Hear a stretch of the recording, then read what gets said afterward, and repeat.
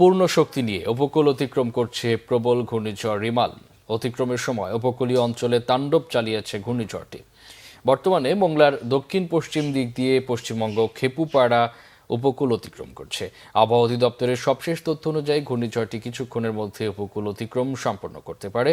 ঘূর্ণিঝড়ের প্রভাবে বৃষ্টিসহ ব্যাপক দমকা ও ঝোড়ো হাওয়া বইছে উপকূলীয় এলাকাগুলোতে। প্লাবিত হয়েছে অনেক এলাকা। বিভিন্ন জায়গায় ভেঙে গেছে বেড়িবাঁধ। পটুয়াখালী ও সাতক্ষীরায় মৃত্যু হয়েছে 2 জনের। দুর্যোগপূর্ণ এলাকাগুলোতে সব শিক্ষা প্রতিষ্ঠান আজ বন্ধ থাকবে।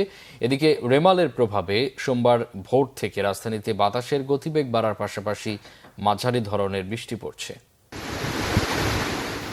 প্রবল ঘূর্ণিঝড় রিমালের অগ্রভাগ রবিবার রাত 9টার পরেই খেপুপাড়া ও মোংলাসহ উপকূলের বিভিন্ন এলাকায় অতিক্রম করতে শুরু করে। রাত 11:30টার মধ্যে ঘূর্ণিঝড়ের মূল কেন্দ্রটি আঘাত হানে উপকূলের স্থলভাগে। রিমালের তাণ্ডবে ব্যাপক ঝড় বৃষ্টি হয় উপকূলীয় জেলাগুলোতে। রাত 2টায় সবশেষ ব্রিফিংয়ে আবহাওয়া অফিস জানিয়েছে, জোয়ারের সময় রিপাল উপকূলে আঘাত হানায় 10 থেকে 12 ফুট উঁচু জলোচ্ছ্বাস হতে পারে। এছাড়া পটুয়াখালীতে বাতাসের সর্বোচ্চ গতিবেগ রেকর্ড করা হয়েছে 111 কিলোমিটার। উপকূলীয় এলাকার নিম্নাঞ্চল প্লাবিত হওয়ার তথ্য দেয় সংস্থাটি। সকাল পর্যন্ত সে তার পূর্ণ শক্তিমাত্রা নিয়ে উপকূল অতিক্রম করতে থাকবে, তবে এখনও তার শক্তিমাত্রা অটুট রয়েছে। ইতিমধ্যে আমরা বিভিন্ন জায়গায় দমকা বাতাস এবং ঝোড়ো হাওয়ার রেকর্ড পেয়েছি। সর্বোচ্চ বাতাসের গতিবেগ ছিল 102 কিলোমিটার, যা পটুয়াখালীতে রেকর্ড করা হয়েছে রাত 11:30 থেকে 12টার মধ্যে। ঘূর্ণিঝড়ের কেন্দ্র শক্তিশালী হলেও স্থলভাগ অতিক্রমের সময় দুর্বল নিম্নচাপে পরিণত হতে পারে। রিমালের প্রভাবে অতি ভারী বর্ষণে কক্সবাজার, বান্দরবান, রাঙ্গামাটি, খাগড়াছড়ি ও চট্টগ্রামের পাহাড়ি অঞ্চলে ভূমিধসের শঙ্কা রয়েছে।